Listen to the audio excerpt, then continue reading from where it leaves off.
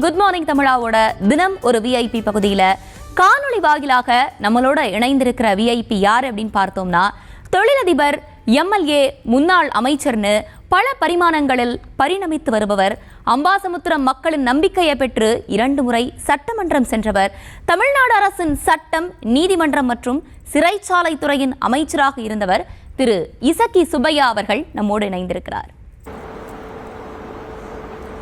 Sir வணக்கம்.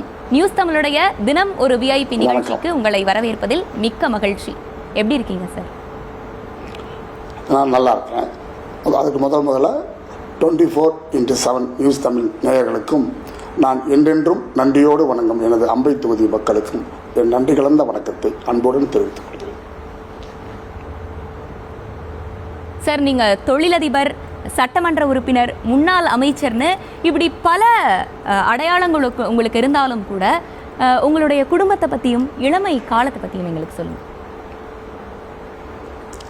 முதல்ல என்னுடைய இளமை காலம் பூரா நான் சென்னையில் தான் இருந்தேன். மாணவர் பருவமாக இருக்கட்டும், இளமை பருவம் எல்லாமே நான் சென்னையில் தான் இருந்தேன்.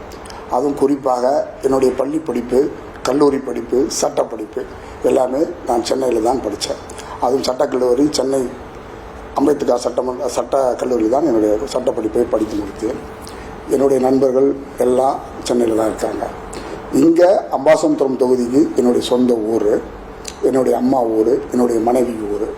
அந்த தொகுதிக்கு நல்லது செய்யணும், எந்த விதமான இதுவும் எதிர்பார்ப்பு இல்லாமல் நல்லது செய்யணுங்கிற ஒரே காரணத்துக்காகத்தான் நான் தொழிலதிபர் ஆகினேன். நாங்கள் தொழிலதிபராகி அரசியலுக்கு வரவில்லை. அரசியலுக்கு வர வேண்டும் என்ற ஒரு நோக்கத்தோடு, அரசியல் என்பதை விட பொது சேவை செய்ய வேண்டும் என்ற ஒரு காரணத்திற்காகத்தான் நான் தொழிலதிபராவதற்காக முயற்சி செய்தேன். எனது குடும்பம் பார்த்திங்கன்னா, எங்கள் அப்பா ஒரு தொழிலதிபர், அம்மா அம்பாசமுத்திரம் தொகுதிக்கு உட்பட்ட சிங்கம்பட்டி ஜமீன்தாருடைய பேத்தி, ஊர்காட் ஜமீன்தாருடைய மகள். இதெல்லாம் என்னுடைய அடையாளங்கள். ஆனாலும் எங்கள் அப்பாவுடைய பணத்தை ஒரு காசு கூட நான் வாங்கக்கூடாதுன்னு நினைக்கக்கூடியவன். நான் மாணவர் பருவத்திலேயே, கல்லூரி காலத்திலேயே மாணவர் பேரவைத் தேர்தலில் அனைத்து இந்திய அண்ணா திராவிட முன்னேற்ற கழகம் சார்பாக போட்டியிட்டு வெற்றி பெற்றேன். அது மட்டுமல்ல, அப்போ கூட எங்கள் அப்பாவுடைய பணத்தை நான் விரும்பவில்லை. நானாக உழைத்து வர வேண்டும் என்ற ஒரே நோக்கத்தோடு தான் அந்த தேர்தலையும் சந்தித்தேன். அந்த தேர்தலுக்கு எனக்கு உறுதுணையாக இருந்த நண்பர்கள், அதில் எனக்கு பணத்துக்காக உதவி செய்தவர் யாருன்னு கேட்டிங்கன்னா, இப்பொழுது மிகப்பெரிய டைரக்டராக இருக்கக்கூடிய ஹரி, அவரும் நானும் ஒரு வியாபாரம் செய்து அந்த வந்த காசை வச்சு தான் நான் தேர்தலை சந்தித்தேன். அதிலும் வெற்றி பெற்றேன். அது மட்டும் இல்லாமல் எனது குடும்பம், எங்கள் அப்பாவுக்கு நாங்கள் 4 பேர். நான், எங்கள் அண்ணன், என் தங்கச்சி 2 பேர். எனக்கு அழகான மனைவி, அன்பான மனைவி, 2 குழந்தைங்க, ஒரு மருமக, பேரன், பேத்தி அப்படின்னு நான் நல்லா இருந்துகிட்ருக்கிறேன். ஆனால் என்னுடைய ஒரே ஆசை, மக்களுக்கு பொது சேவை செய்யணும், எந்த விதமான எதிர்பார்ப்பும் இல்லாமல் மக்களுக்கு செய்யணுங்கிற ஒரே காரணத்துக்காகத்தான் நான் தொழிலதிபர் ஆனேன். எங்கள் அப்பாவுடைய நிழலில் வரக்கூடாது என்பதற்காக நானாக உழைத்து எந்த விதமான எதிர்பார்ப்பும் இல்லாமல் இருக்க வேண்டும் என்றால் நான் முதலில் என்னை திறப்படுத்தி கொள்ள வேண்டும் என்பதற்காக தொழிலதிபராக ஆகி அப்புறம் தான் அரசியல் போட்டேன். என்னுடைய திருமணம் உலக மகான் சொல்லுங்க மேடம். என்னுடைய திருமணம் என்பது உலக மகா நடிகர், மகா கலைஞன், பெருமதிப்பிற்குரிய சிவாஜி அப்பா தலைமையில் தான் 1988 இதே குற்றாலத்தில் திருவாங்கூர் பேலஸில் மிக சிறப்பாக நடைபெற்றது. எனது குழந்தை, அதாவது என் பொண்ணு, மூத்த பொண்ணு டாக்டர், அவள் எம்டி ஜென்ரல் மெடிசன் முடிச்சுட்டு கிரிட்டிக்கல் கேரில் லண்டனில் போய் ப்ராக்டிஸ் பண்ணிட்டு வந்தாள். அவளுக்கு 2 குழந்தை. அவளுக்கு ஒரு குழந்தை, அவள் பேர் தனிஷ்கா. என் பையன் பிஇ மெக்கானிக்கல் அண்ணா இன்ஸ்டியூட்டில் படித்தார். எனது மருமகள், எனது தாய், எனது மனைவிக்கு அடுத்து இன்றைக்கி என் குடும்பத்தை வழிநடத்தி செல்லக்கூடிய ஒரு அழகான மருமகள் எனக்கு கிடச்சிருக்கா. அவங்க அப்பா திருநாவுக்கரசன், திருச்சி முன்னாள் காங்கிரஸ் பாராளுமன்ற உறுப்பினராக இருந்தவர், காங்கிரஸுடைய தலைவராக இருந்தவர். அவர் என்னுடைய சம்பந்தி ஆவார். அதுக்கு ஒரு குழந்தை, அந்த குழந்தையுடைய பெயர் இசக்கி சுப்பையா சேஷசாகி. என்னுடைய மகள் பெயர் சந்திரகாந்தி மதி, எங்கள் அம்மாவுடைய பெயர்.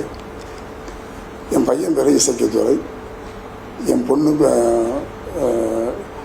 மருமகா பேர் அமிர்தா. ஓகே சார், நீங்கள் வந்து ஒரு தொழிலதிபராக எப்படி வந்தீங்க, எப்படி அதுக்குள்ளே வந்தீங்கன்றதெல்லாம் சொன்னீங்க. தொழிலதிபரான உங்களுக்கு வந்து அரசியல் மேலே எப்படி ஈடுபாடு வந்துச்சு, எந்தெந்த விஷயங்கள்லாம் உங்களை ரொம்ப ஈர்த்துச்சு?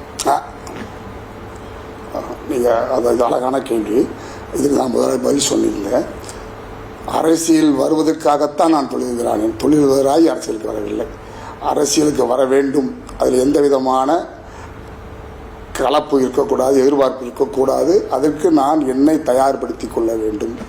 எந்த இடத்திலும் நம்ம வந்து யாரிடம் எதிர்பார்த்திடக்கூடாது என்பதற்காக என்னை நான் வளப்படுத்திக் கொள்வதற்காக தொழிலதிபரானேன். எங்கள் அப்பா தொழிலதிபராக இருந்தாலும் அவருடைய நிலையில் நான் இருக்கக்கூடாது என்பதற்காக நான் திமிர பேசல, நானாக உழைத்து தொழிலதிபர் ஆனதுக்கு அப்புறம் தான் இந்த அரசியலுக்கு வந்தேன். அரசியலுக்கு வர்றதுக்கு காரணம் என்னன்னு கேட்டிங்கன்னா, மக்களுக்கு பொது சேவை செய்ய வேண்டும் என்ற ஒரே நோக்கத்தோடு தான் நான் வந்திருக்கிறேன். இது என்னுடைய தொகுதியில் போய் கேட்டால் தெரியும். எந்த எதிர்பார்ப்பும் இல்லாமல் மக்களோடு மக்களாக நான் பயணிக்கிறேன் என்று நான் நினைக்கிறேன். அதனால தான் 2வது முறையும் என்னை அமோகமாக வெற்றி பெற செய்தால் அவர்களுக்கு என்றும் நான் நன்றி கடன்பட்டிருக்கிறேன்.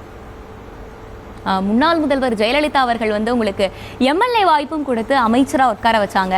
ஜெயலலிதா அவர்கள் கிட்ட வந்து நீங்கள் நல்ல பேர் எடுக்க என்ன காரணம்னு நீங்கள் நினைக்கிறீங்க சார்? என்னுடைய நேர்மை, எந்த எதிர்பார்ப்பும் இல்லாத இது. அம்மா வந்து எனக்கு சட்டத்துறை அமைச்சராகவும் சட்டம், நீதிமன்றம், சிறைத்துறை என்று பல பொறுப்புகளை கொடுத்துருந்தாங்க.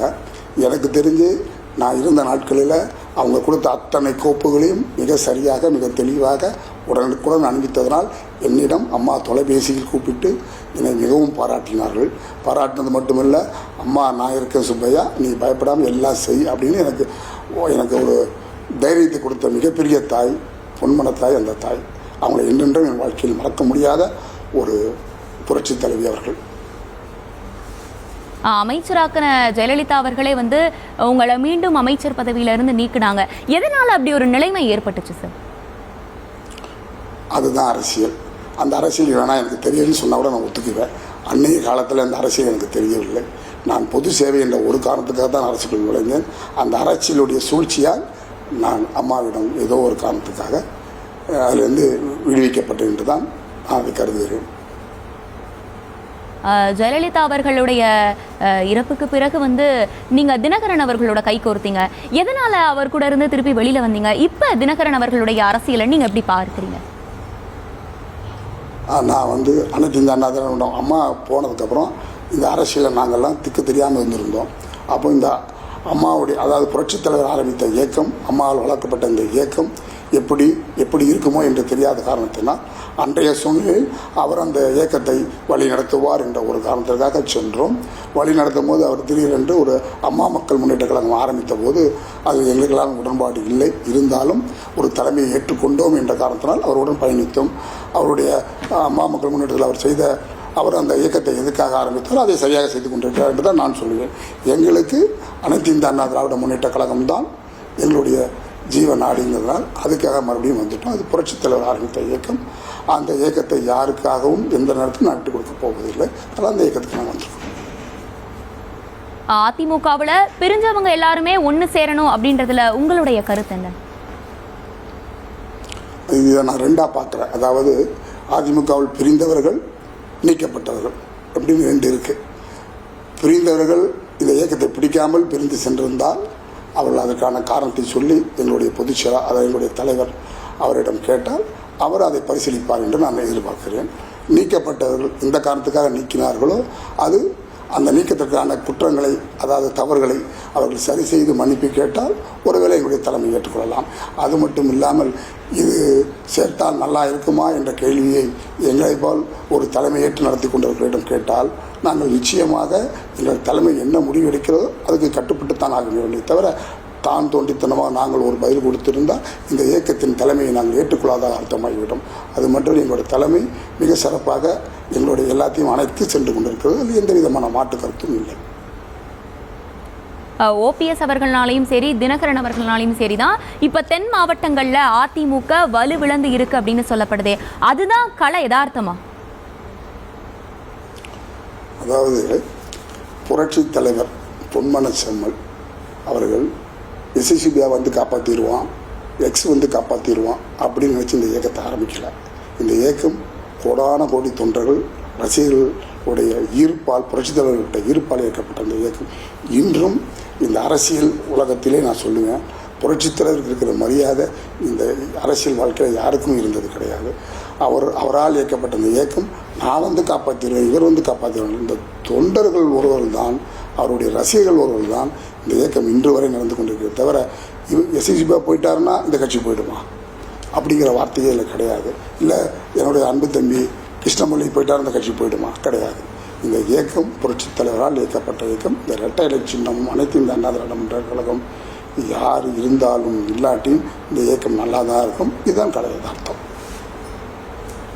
இப்போ அதிமுக பாஜகனுடைய கூட்டணி வந்து இயற்கையா அமைந்த கூட்டணி இல்ல, நிர்பந்தத்தின் அடிப்படையில் அமைந்த கூட்டணி அப்படின்னு சொல்லப்படுது. இதை நீங்க எப்படி பார்க்குறீங்க? இதுவும் சரியான கேள்வி. அதாவது இந்த கூட்டணி மேல் பயம் உள்ளவர்கள் சொல்லும் வார்த்தை இதே கூட்டணியை எங்களுடைய புரட்சித் தமிழர் முன்னாள் முதல்வர், வருங்கால முதல்வர்கள் பாராளுமன்ற தேர்தலில் வைத்திருந்தால் அது நிற்பத்தது கூட்டணி என்று சொல்லலாம். ஏன்னா அது யாருக்கு பயன் என்றால் பிஜேபிக்கு தான் பயன். ஆனால் அன்றைக்கு அந்த முடிவை அவர் எடுக்கவில்லை. அன்னைக்கு அந்த முடிவை எடுத்திருந்தால் ஒருவேளை நீங்கள் பாஜகவின் நிர்பந்தத்தால் அவர் சேர்ந்தால் என்று சொல்லலாம். ஆனால் இன்று எடுத்திருக்க முடிவு சட்டமன்ற தேர்தல். இந்த சட்டமன்றத்தை அவர் எடுத்திருக்க தேர்தல் என்னவென்றால் ஒரே கொள்கை தான், எல்லாரும் சேர வேண்டும் என்பது காரணம். ஒரே கொள்கை, இந்த திராவிட முன்னேற்ற கழகம் ஆட்சி கட்டிலிருந்து இறக்கப்பட வேண்டும் என்ற ஒரு கொள்கை தான். இதில் எந்த விதமான மாற்று கருத்தும் கிடையாது, எந்த வித நிர்பந்தமும் கிடையாது.